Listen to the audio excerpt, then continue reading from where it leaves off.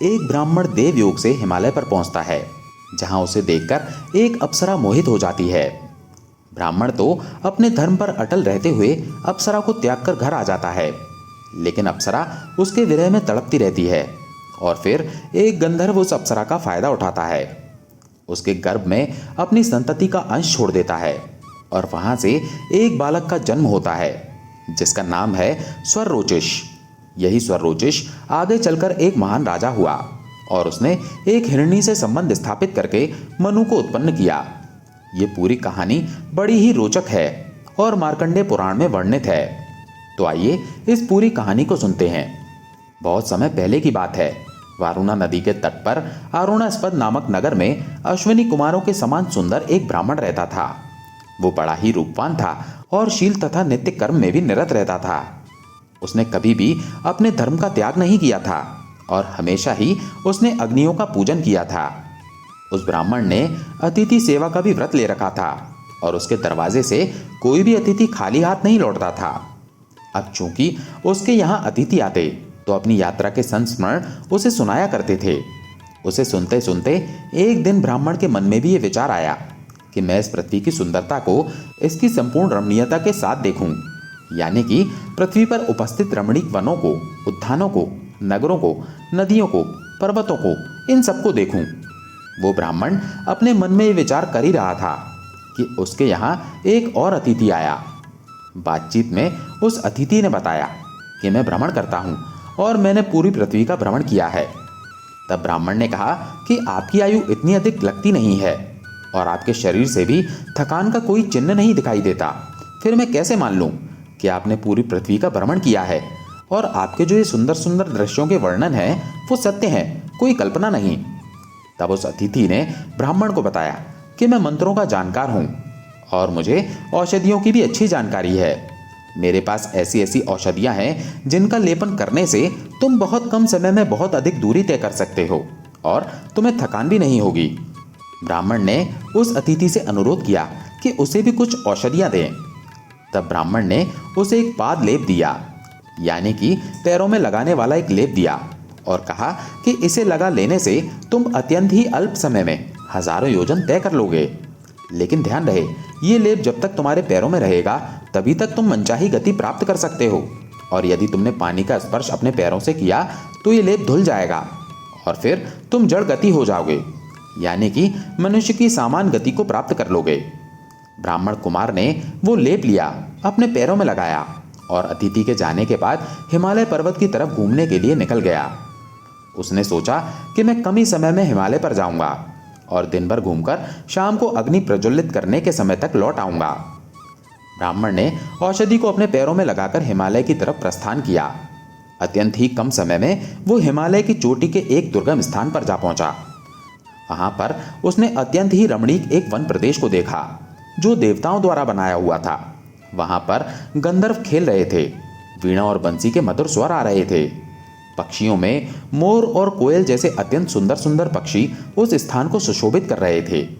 वो ब्राह्मण उस जगह को देखकर अपने आप को ही भूल गया, लेकिन उसके पैरों के तलवे की गर्मी से जब हिमालय की बर्फ पिघलने लगी तो उसके पानी के स्पर्श होने से उसके पैरों में लगी हुई औषधि धुल गई। ब्राह्मण बहुत समय तक उस रमणीक वन प्रदेश को देखता रहा। जहां तहां उद्यान शोभित हो रहे थे। देवताओं ने अपने खेलने के लिए स्थान भी बना रखे थे। वहां सैकड़ों गंधर्व थे, सुंदर अप्सराएं थी और पशु पक्षी का तो कहना ही क्या। हर तरफ शांति थी और हिंसक पशु भी वहां पर एकदम अहिंसक स्वभाव के साथ निवास कर रहे थे।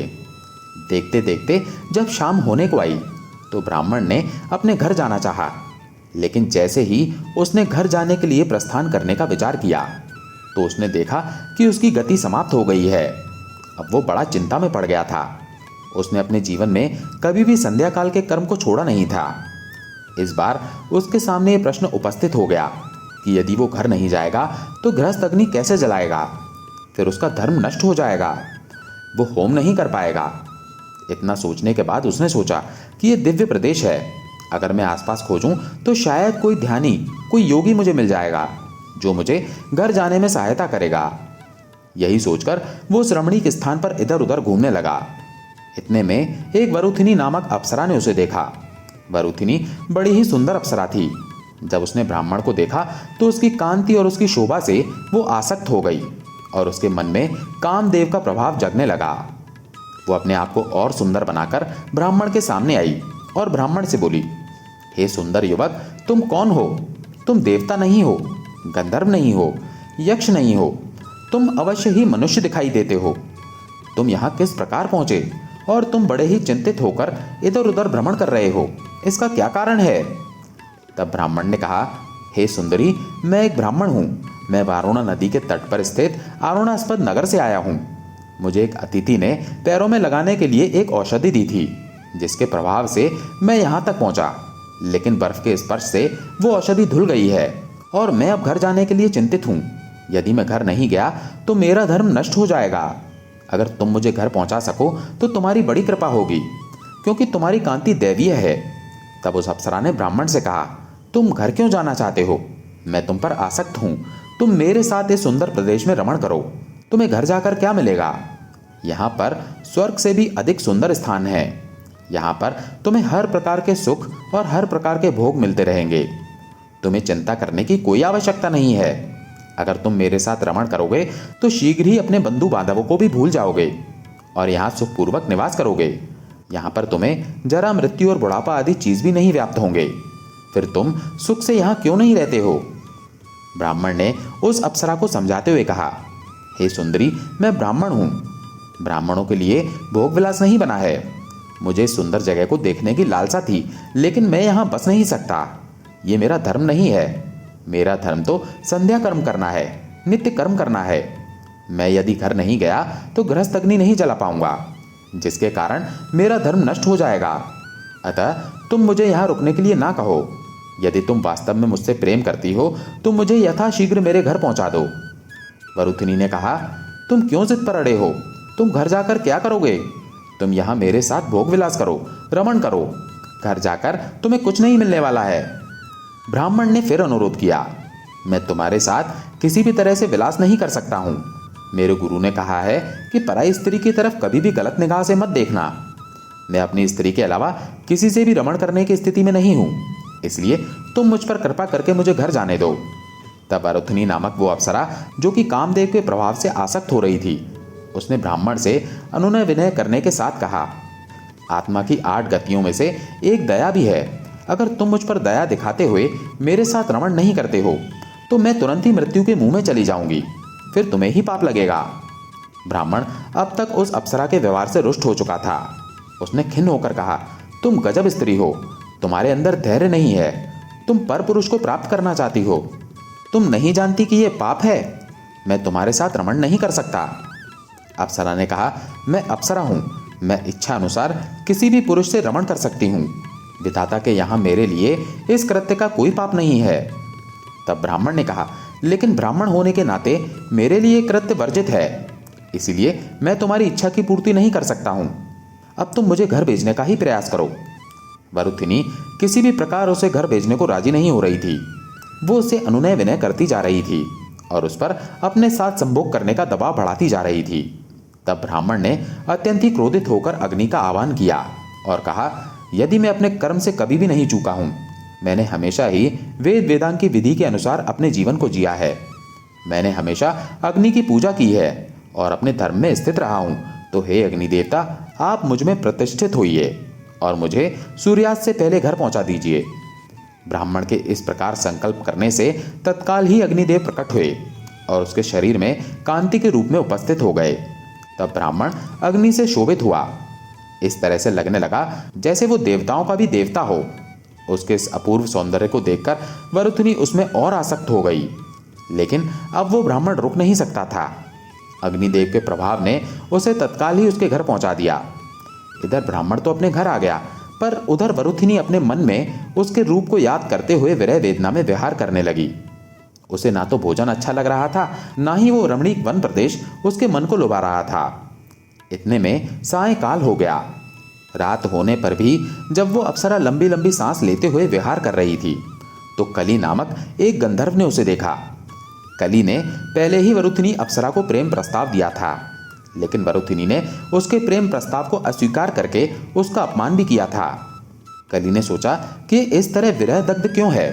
तो उसको दो चीजें दिमाग में आई कि या तो इसे किसी मुनि ने शाप दिया है अथवा ये किसी से प्रेम में दग्ध हो रही है। तब उसने ध्यान किया और ध्यान लगाकर पूरी बात का पता लगाया। तब उसने देखा कि ये एक ब्राह्मण मनुष्य के प्रेम से बंधी हुई है। तो उसने तत्काल ही अपने मन में विचार किया कि ये मेरे लिए उपयुक्त अवसर है। ऐसा सोचकर उसने ब्राह्मण का रूप धारण किया और वरुथिनी अप्सरा के आसपास विहार करने लगा। जब उस समय अप्सरा ने उस ब्राह्मण को देखा तो वो अत्यंत प्रसन्न हुई और दौड़ते हुए उसके पास आई और कहा, तुम अगर अब भी मेरा अंगीकार नहीं करते हो तो मैं निश्चित रूप से अपने शरीर का त्याग कर दूंगी। ये तुम झूठ मत समझो, मैं सत्य कह रही हूँ। ब्राह्मण बना हुआ वो कली यही तो चाहता था, लेकिन उसने पहले विरोध किया और उसने कहा कि तुम तो ये चाहती हो लेकिन मैं नहीं चाहता। लेकिन अगर तुम मेरी बात को मानो तो मैं तुम्हारे साथ रमण करूंगा, संभोग करूंगा। तब अप्सरा ने कहा, क्या चाहते हो, बोलो, तुम जो कहोगे मैं वही करूंगी। तब ब्राह्मण बना हुआ वो कली बोला, तुम संभोग के समय अपनी आंखें बंद रखोगी, तब मैं तुम्हारे साथ विहार करूंगा। ऐसा उसने इसलिए बोला क्योंकि संभोग करते समय वो ब्राह्मण के शरीर में नहीं रहना चाहता था। ऐसा करने से उसको संभोग का संपूर्ण आनंद नहीं प्राप्त होता, बल्कि वो दूसरे के रूप में उस आनंद को प्राप्त करता। इसलिए उसने शर्त रखी कि संभोग करते समय तुम अपनी आंखें बंद रखना। वरुथिनी ब्राह्मण के प्रेम में पागलपन की हद तक आसक्त थी। उसने उस कली नामक गंधर्व की बात को मान लिया क्योंकि अप्सरा को लगा कि वो ब्राह्मण ही है। इसके बाद वो कली नामक गंधर्व ब्राह्मण बना हुआ वरुथिनी के साथ उस रमणीक प्रदेश में विहार करने लगा। वो दिन प्रतिदिन उसके साथ रमण करता और भोग विलास में रत रहता। ऐसा करते हुए जब बहुत अधिक समय बीत गया तो उस ब्राह्मण रूपी गंधर्व के वीर्य से वरुथिनी अप्सरा गर्भवती हुई। उस गर्भवती अप्सरा को ब्राह्मण रूपी गंधर्व ने बहुत अधिक सांत्वना दी और प्रेम पूर्वक उसे जाने के लिए कहा। वरुथिनी ने उसे जाने की अनुमति दे दी और गंधर्व ब्राह्मण के रूप को त्याग कर वापस गंधर्व के रूप में वरुथिनी से दूर चला गया। समय आने पर वरुथिनी ने एक पुत्र को जन्म दिया। वो पुत्र उत्पन्न होते ही अपूर्व कांति से युक्त था। उसकी शोभा अत्यंत अच्छी थी, इसलिए उसका नाम स्वरोचिष रखा गया। स्वरोचिष दिन प्रतिदिन बड़ा होने लगा और उसके बाद उसने युवावस्था प्राप्त करते करते वेदों का, वेदांग का और धनुर्वेद का भी अध्ययन कर लिया। वो अत्यंती सुंदर तथा अत्यंती बलवान युवा बना। एक दिन वो पर्वतीय प्रदेश में विचरित हो रहा था कि उसने एक कन्या को भयभीत होकर भागते हुए देखा। वो बचाओ बचाओ की रट लगा रही थी। उसने देखकर बोला, हे कन्या, तुम किस भय से आंखें बंद करके भागी जा रही हो? तुम डरो मत, मुझे ये बात बताओ। तब स्वरोचिष के इस प्रकार पूछने पर उसने श्वास लेते हुए अस्पष्ट शब्दों में कहा, मैं इंदी वृक्ष नाम के विद्याधर की बेटी मनोरमा हूँ और मेरी माँ मरुधन्मा की बेटी है।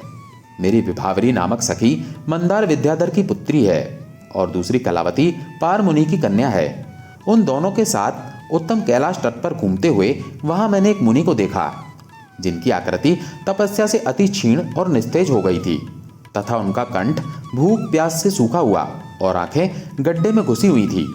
उनको देखकर मुझे हंसी आ गई, जिससे उन्होंने क्रोधित होकर अपने कृशकाय शरीर से कांपते हुए और होठों को हिलाते हुए श्राप दिया, हे दुष्ट, क्योंकि तू मुझे देखकर हंसी है, इसलिए बहुत शीघ्र तुझको एक राक्षस पकड़ लेगा।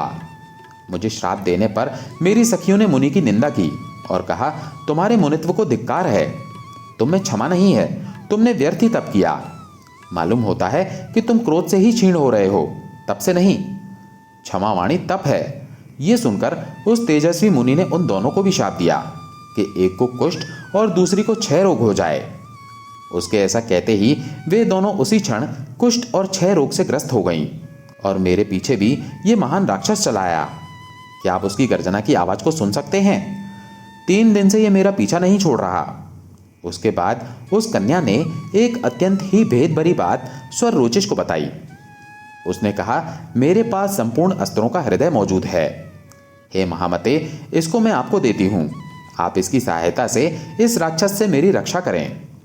इस हृदय को सबसे पहले पिनाकधारी स्वयं महादेव जी ने स्वयंभू मनु को दिया था। स्वयंभू मनु ने इसे वशिष्ठ जी को दिया और वशिष्ठ जी ने ये मेरे नाना को दिया, जिनसे इसे मेरी माता के विवाह के समय मेरे पिता ने ले लिया। हे वीर, मेरे पिता ने इसको मुझे बाल अवस्था में ही दे दिया था। ये संपूर्ण अस्त्रों का हृदय शत्रुओं का नाश करने वाला है, इसीलिए इसको जो संपूर्ण अस्त्रों का काम देता है आप ग्रहण कीजिए और ब्राह्मण के शाप के कारण आए हुए इस दुष्ट को मार डालिए। ये कहकर उस कन्या ने अपने हाथ में जल लेकर संकल्प के द्वारा अस्त्रों के हृदय को उसके रहस्य के साथ ही स्वर रोचिष को दे दिया। उसी समय वो भीषण आकार वाला राक्षस घोर गर्जना करता हुआ वहां पर आया और इस प्रकार से कहने लगा, हे कन्या, तुझे कोई नहीं बचा सकता। उसने स्वर रोचिष की तरफ देखकर बोला, इस पूरी पृथ्वी पर मुझसे तुम्हारी रक्षा कोई नहीं करेगा। ऐसा कहकर वो राक्षस कन्या को पकड़ने के लिए उसकी तरफ बढ़ा। वो कन्या को खा जाना चाहता था। स्वर रोचिष ने सोचा कि यदि ये राक्षस इसको पकड़ ले तो मुनि का श्राप निष्फल नहीं होगा और उसके बाद मैं इसका संहार कर दूंगा।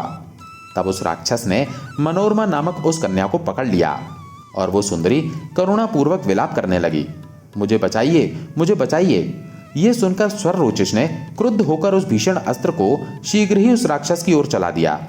उससे डरकर निशाचर ने मनोरमा को छोड़ दिया और कहने लगा, आप प्रसन्न होइए, इस अस्त्र को शांत करिए और मेरी बात सुनिए। हे महान तेजस्वी, मुझको तुमने बुद्धिमान ब्रह्ममित्र के दिए हुए अति घोर शाप से बचा लिया है। तुमने मेरा उपकार ही किया है। अब मैं शाप से मुक्त हूं। तुम अस्त्र को लौटा लो। तब स्वर रोचिष ने अस्त्र को लौटा लिया और पूछा, तुमको किस कारण से यह श्राप मिला था? यह सुनकर राक्षस बोला, ब्राह्मण ब्रह्ममित्र ने अष्टांग सहित आयुर्वेद और 13 अधिकार सहित अथर्ववेद का अध्ययन किया है। मैं इंद्रिवराक्ष नाम का गंधर्व हूँ जो इसी मनोरमा का पिता हूँ और विद्याधर के पति नलाब का पुत्र हूँ। मैंने पहले ब्रह्ममित्र मुनि से याचना की थी कि हे भगवान, आयुर्वेद को संपूर्णता से मुझे पढ़ाइए, लेकिन उन्होंने मेरी याचना को सुनकर इसके लिए इनकार कर दिया। फिर जब वे शिष्यों को पढ़ाते थे तो मैं अंतर्ध्यान होकर उनसे आयुर्वेद को सीखने लगा। 8 महीनों में मैंने आयुर्वेद का संपूर्ण ज्ञान प्राप्त कर लिया। जब मैं आयुर्वेद के संपूर्ण ज्ञान को प्राप्त करने लगा तो मैं हंसने लगा। मुझे हंसता देखकर मुनि ने ध्यान किया और सब बात समझ गए। फिर उन्होंने शाप दिया कि तुमने छिपकर मेरी विद्या पढ़ी है, तुमने राक्षसों जैसा कृत्य किया है, इसीलिए तुम 7 रात के भीतर एक दारुण राक्षस बन जाओगे। उनके ऐसा कहने पर मैंने उनसे प्रणाम आदि अनुनय विनय से उनको प्रसन्न किया। तो फिर कोमल हृदय मुनि ने मुझसे कहा, हे गंधर्व, जो मैंने कहा है वो तो अवश्य होगा, परंतु तुम राक्षस होकर पुनः इस शरीर को प्राप्त कर लोगे। अपनी स्मृति को खोकर क्रोध के वशीभूत होकर जब तुम अपनी ही लड़की को खाने को उद्यत हो जाओगे, तब किसी के अस्त्र की अग्नि के ताप से तेरा राक्षसपन चला जाएगा। फिर होश में आकर तुम अपने शरीर को प्राप्त करके गंधर्व लोक को जाओगे। इतना कहने के बाद वो राक्षस तत्काल ही गंधर्व के रूप में परिणीत हो गया। मनोरमा नामक कन्या ने जब उस गंधर्व को देखा तो पिता पिता कहते हुए उससे लिपट गई। फिर गंधर्व ने कहा, हे वीर, मैं तुम्हें आयुर्वेद का ज्ञान देता हूँ और इस कन्या को भी तुम्हें सौंपता हूँ, तुम इसका पानी ग्रहण करो। इतना कहकर गंधर्व ने संकल्प पूर्वक आयुर्वेद का ज्ञान स्वर रोचिष को दे दिया और उसके बाद अपनी कन्या का हाथ भी स्वर रोचिष को देने के लिए आगे बढ़ा। तब उस कन्या ने कहा, हे पिताजी, मेरी 2 सखियां मेरे ही कारण रोग से ग्रसित हैं। मैं तो इस वीर युवक से देखते ही प्रेम कर बैठी थी, लेकिन जब तक मेरी सखियां कष्ट में हैं और मेरे कारण कष्ट में हैं, मैं भोग विलास कैसे कर सकती हूँ? मैं एक स्त्री हूँ, मेरा हृदय कोमल भावों से बना हुआ है, मैं ये अकृत्य नहीं कर सकती हूँ। तब स्वर रोचिष ने कहा, मुझे आयुर्वेद का ज्ञान हो गया है, मैं तुम्हारी सखियों को ठीक कर दूंगा। ये सुनकर उस कन्या ने स्वर रोचिष से विवाह कर लिया और दोनों सुखपूर्वक उन सखियों के पास गए जो कुष्ठ और क्षय रोग से पीड़ित थीं। तब वहां जाकर स्वर रोचिष ने उन दोनों का इलाज किया और वे दोनों स्वस्थ हो गईं। जब वे दोनों सखियां रोग से छूट गईं तो उनमें से एक ने प्रसन्नतापूर्वक स्वर रोचिष से कहा, हे प्रभु, सुनो, मैं मंदार नामक विद्याधर की कन्या विभावरी हूँ। आप उपकारी हैं, इसलिए मैं अपने आप को आपको समर्पण करती हूँ। आप मुझे स्वीकार करें। मैं आपको एक विद्या भी देती हूँ जिससे सभी जीवों की बोली का ज्ञान आपको हो जाएगा। आप मुझ पर प्रसन्न हो। उसके इस प्रकार कहने पर धर्मात्मा स्वर रोचिष ने उससे एवं अस्तु कहा और उसे अंगीकार कर लिया। दूसरी सखी ने भी इस प्रकार कहा, हे कुमार, वेद वेदांग के जानने वाले भाग्यवान ब्रह्मर्षि ब्रह्मचारी पार मुनि मेरे पिता हैं। एक समय पुंजकस्त नामक अप्सरा उनके पास आई। उस महापर्वत पर कामासक्त होकर मुनि ने उससे संभोग किया और उस संभोग के परिणाम स्वरूप मेरा जन्म हुआ। मुझको उस निर्जन वन में, जहां सर्प और सिंह भरे हुए थे, पृथ्वी पर अकेला छोड़कर मेरी माता चली गई। फिर जिस तरह चंद्रमा कलाओं से प्रतिदिन बढ़ता है, उसी तरह मैं वृद्धि को प्राप्त होती गई। इसी कारण मेरे पिता ने मेरा नाम कलावती रखा और इसके बाद मुझे एक गंधर्व पालने के लिए पिता से मांग कर ले गया। फिर मेरे पिता से एक राक्षस ने मुझे मांगा। उनको ना देने पर उस राक्षस ने उन्हें सोते समय शूल से मार डाला। इससे मैं अति निराश होकर आत्मघात करने पर उदित हुई। तो उस समय शिवजी की पत्नी सती ने मुझको ऐसा करने से रोका। उन्होंने कहा, हे सुंदरी, तू शोक मत कर। तेरे स्वामी महाभाग स्वर रोचिष होंगे और उनके पुत्र मनु होंगे।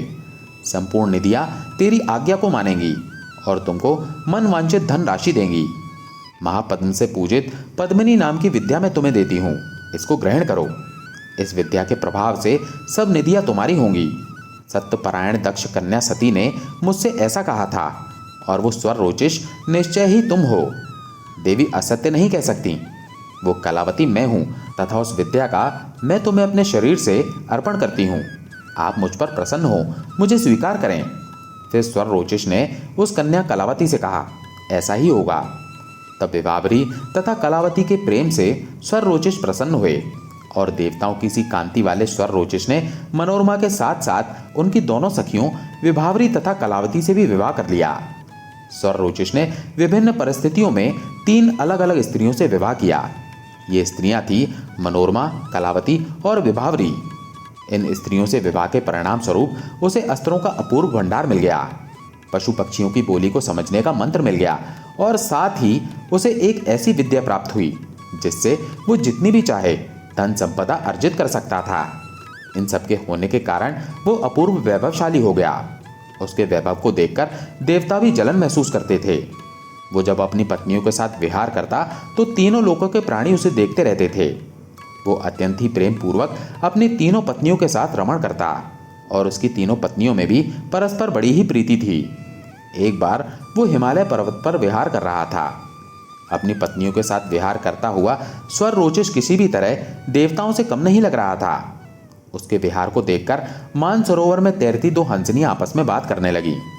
एक हंसनी उसके प्रभाव को देखकर उससे जलन महसूस करती हुई दूसरी हंसनी से इस प्रकार कहती है, ये स्वर रोचिष धन्य है, ये अत्यंत पुण्यवान है, जो यौवन अवस्था में अपनी पत्नियों सहित इच्छित भोगों को भोग रहा है।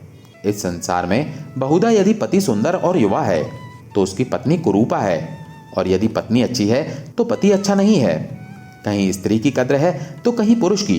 परस्पर दाम्पत्य प्रेम अति दुर्लभ है। यह स्वर रोचिष धन्य है कि इसकी पत्नियां इसको चाहती हैं और ये भी इनको बहुत प्यार करता है। जिन स्त्री पुरुषों में परस्पर प्रीति है वे ही धन्य है। हंसनी के इन वचनों को सुनकर दूसरी हंसनी ने तनिक भी आश्चर्य ना करते हुए उससे इस प्रकार की उल्टी बात कही, ये स्वर रोचिष धन्य नहीं है, कारण इसको अन्य स्त्री के सानिध्य से लज्जा नहीं है। जब ये एक के अतिरिक्त दूसरी स्त्री से भी भोग करता है तो इसकी प्रीति सब में बराबर नहीं हो सकती। जब इसके चित्त का अनुराग एक स्त्री में स्थित नहीं है तो इसकी प्रीति सब स्त्रियों में बराबर किस प्रकार हो सकती है। इसलिए ना तो ये पति की स्त्रियां हैं और ना स्त्रियों का ये पति है। ये तो केवल विनोद मात्र है, अथवा जिस तरह अन्य लोग हैं उसी तरह ये भी है। यदि इन लोगों का यही इष्ट है तो जब ये एक स्त्री से आलिंगन करके दूसरी से भोग करता है तो तीसरी स्त्री प्राण क्यों नहीं छोड़ देती। इन स्त्रियों ने विद्या दान रूपी मूल्य देकर स्वर रोचिष को बतौर सेवक खरीद लिया है। एक पुरुष का प्रेम कई स्त्रियों में बराबर नहीं रह सकता। हे हंसनी, मेरा पति और मैं धन्य हूँ, कारण मैं एक हूँ और मेरा पति भी एक है और एक का एक में प्रेम स्थित है। स्वर रोचिष, जो कि सब जीवों की बोली समझते थे, इस वार्तालाप को सुन रहे थे और इसे सुनकर वे बड़े लज्जित हुए। उन्होंने अपने मन में ये निश्चय किया कि यह सत्य ही बात है, इसमें कोई झूठ तो नहीं है।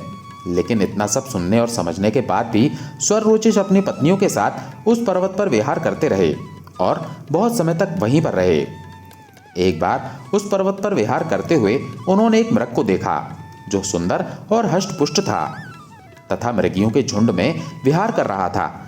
वो सुंदर हिरनियों से घिरा हुआ उनके द्वारा सूंघा जा रहा था। वे हिरनियां आकर्षित होकर उसको सूंघती और उससे लिपटती थी।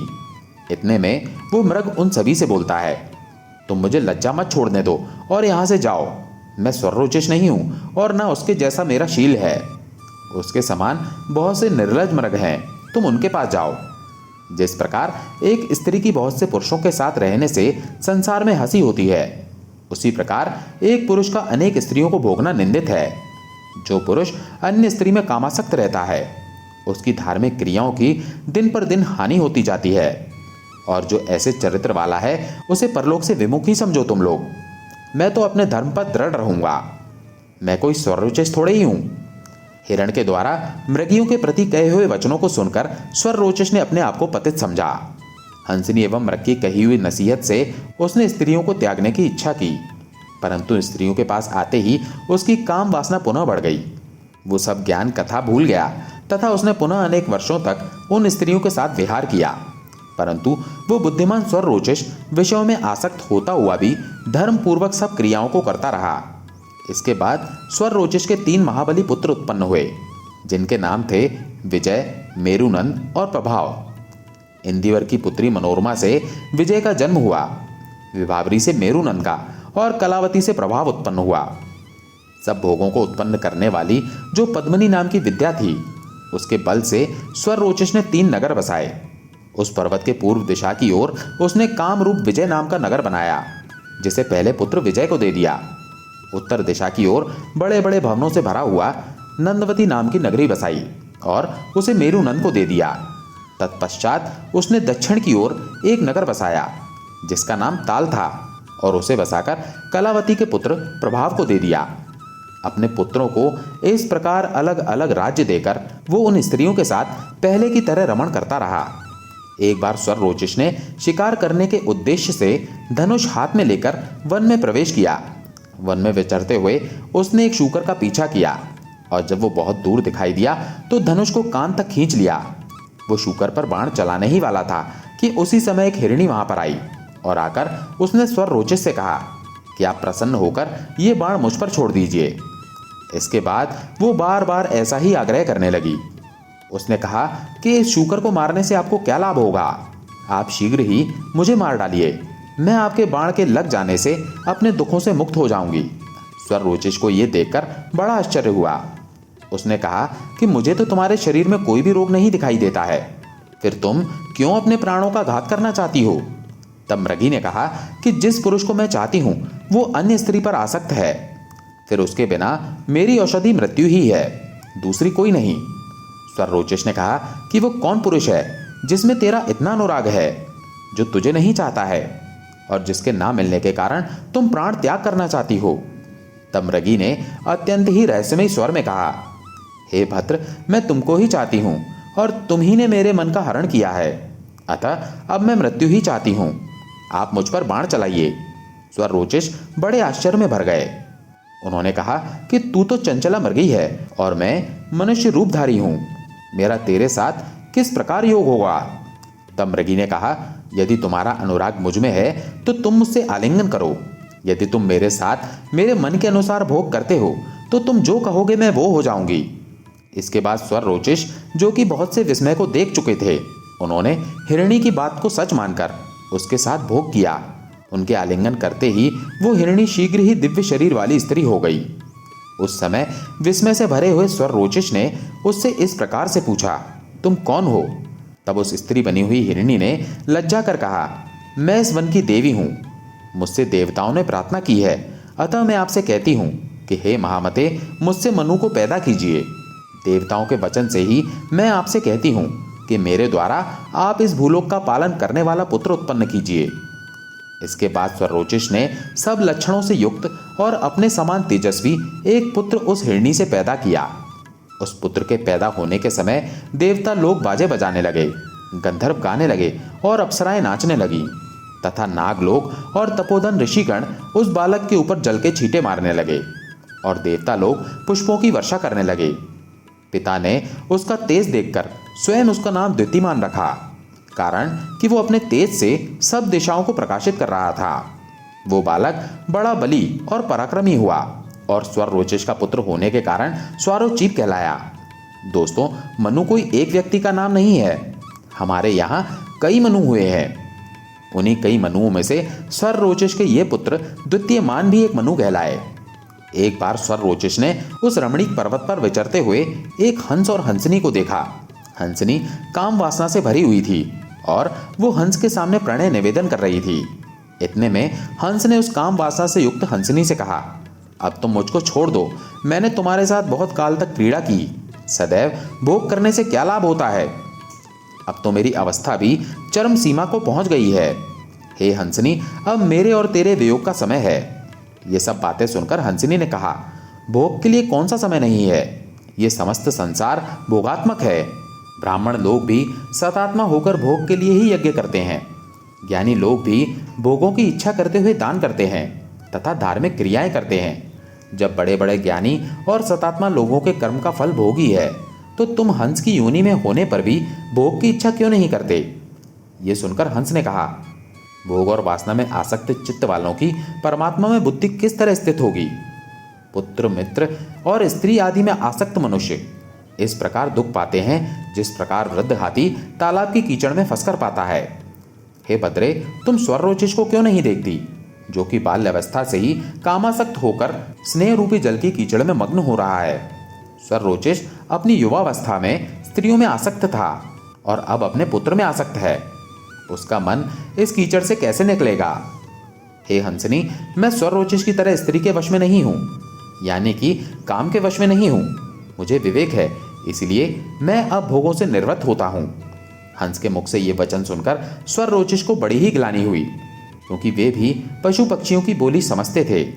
ये सब सुनकर उन्होंने अपने मन में विचार किया कि अब मैं पुत्र और पौत्रों से संपन्न हो गया हूं। अब मुझे सांसारिक विषयों को छोड़कर ईश्वर की भक्ति करनी चाहिए। तत्पश्चात उन्होंने अपनी पत्नियों को भी तप करने के लिए कहा और वे सभी तप में प्रवृत्त हो गए और अंततः निर्मल लोक को प्राप्त हुए। स्वर रोचिश के स्वर्ग में चले जाने के बाद उसके पुत्र द्वितीयमान को भगवान प्रजापति ने मनु की पदवी दी और उसके नाम से भी एक मनवंतर बना। और यहाँ पर यह कथा समाप्त होती है। तो दोस्तों, आपको ये पूरी कहानी कैसी लगी कमेंट बॉक्स में अवश्य बताइएगा। मिलते हैं अगली वीडियो में अगली कहानी के साथ। तब तक के लिए जय श्री राम।